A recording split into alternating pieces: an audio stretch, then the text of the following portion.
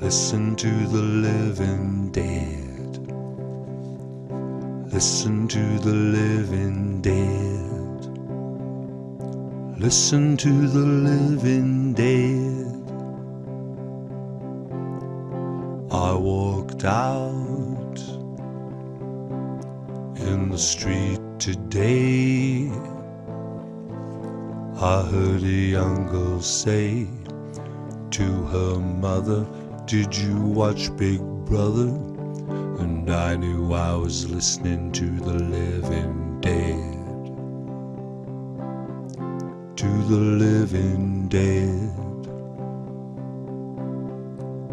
I walked in to a small cafe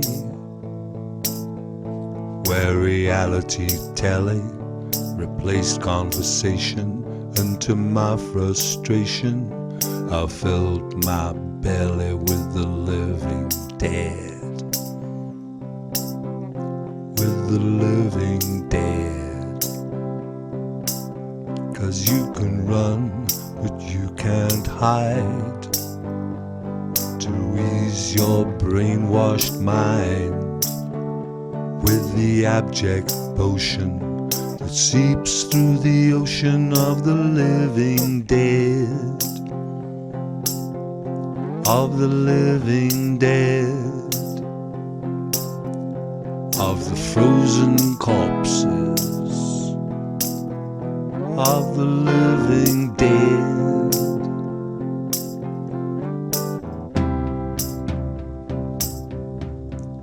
Talking about the living dead. Talking about the living dead. Talking about the living dead. I walked through an Armenian town near the Iranian border, full of rubble and disorder. But those women of Sicyon were quite the most elegant I've ever seen. Yes, that I've ever seen. 'Cause they had cool like Milanos have cool. They had such grace under pressure style. And though their lands were strewn with clapped out technology, they were not yet the living dead. They were not yet the living dead. Though perhaps they're soon to be fried in some great Chernobyl catastrophe, they were not yet the living dead.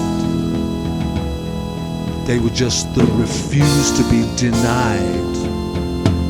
And as a Westerner feeling shame to be ashamed, I cried out, "I will not represent the living dead." I cried, "I will not represent the living dead." I will not represent the living dead. I will not represent the living dead.